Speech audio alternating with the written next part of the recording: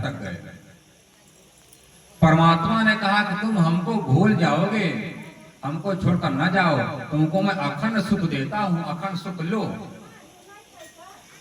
यहाँ 4 दिन के चांदे जवान ढल जाएगी, चाहे औरत का, जब मर्द का ना कोई पूछने वाला, जब वृद्धावस्था आएगा, जब इस पत्नी के साथ रात गुजारे, मीठी मीठी बातें की, आज वही पत्नी तुम्हारे पास है, जब वृद्धावस्था आ जाता क्या कहती है, हे भगवान उठा लो, पति का सेवा बहुत भारी है।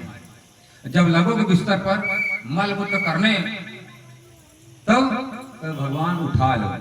और दिन क्या कहते थे, जिस दिन बिया हुआ 7 फेरा देकर के प्रभु हमार इनका जोड़ा एक जन्म में 7 जन्म बनाकर रखना। कितना जन्म? 7 जन्म। अरे तो 7 जन्म में एक ही जन्म में भैया उठा लो, लेकर चलो, हम हमसे इनका रिश्ता टूट गया, खत्म हो गया, छुट्टा छुट्टी। अब भगवान श्री राम ने सीता का भी हाथ पकड़ 7 बार परिक्रमा किया था कि नहीं किया था? किया था ना। उन्होंने वचन दिया था, उन्होंने सावन का सोमवार भगवान शंकर की आराधना किया था। अब क्या कहा था, जिस तरह आप शंकर जी की प्यारी है, उसी तरह हम भी अपने पति के प्यारी है। वरदान दे दिया, सब उनका काम हो गया, विवाह भी हो गया। पर जब धरती में सीता जी समा गई, राम जी हाथ जोड़कर वचन दिए थे ना, साथ साथ दुख हो चाहे सुख साथ में रहेंगे। साथ में गए थे राम जी धरती में सीता के साथ। भगवान राम शरीर समाधि लेते तब राम जी गए थे सीता के साथ, कि सीता गई थी राम के साथ, कोई गया था?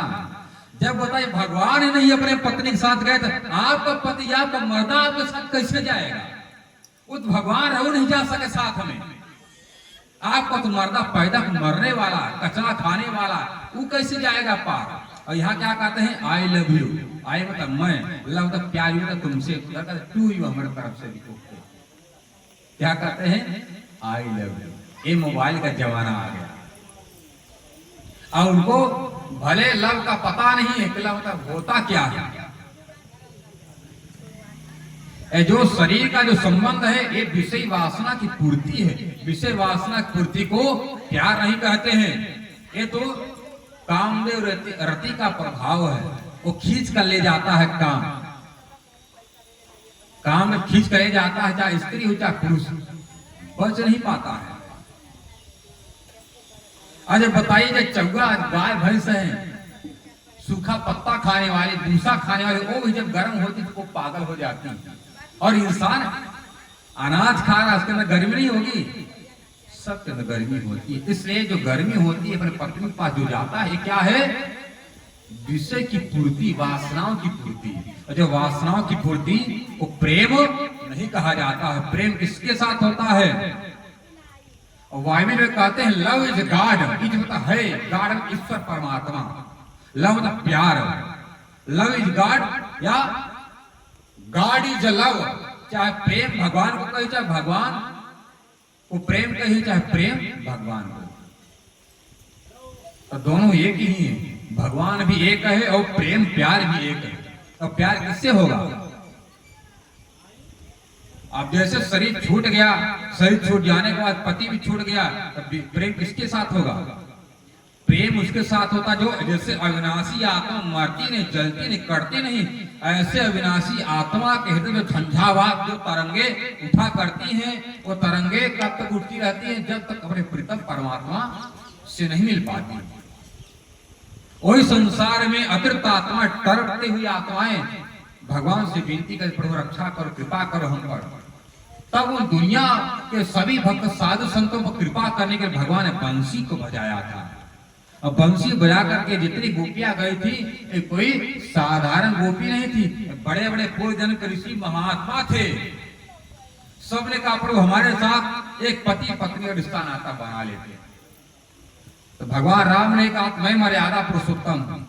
जब सीता जी का विवाह करने के लिए गए थे, जनकपुर की औरतें, अयोध्या की औरतें, मिथिला की औरतें, जनकपुरी की औरतें, जितने भी औरतें सब चाहते थे हमारा पति आपसे एक रिश्ता नाता हो जाए। तो भगवान राम ने कहा मैं नहीं पूरा कर सकता भैया, क्योंकि मैं मर्यादा में बंधा हूं।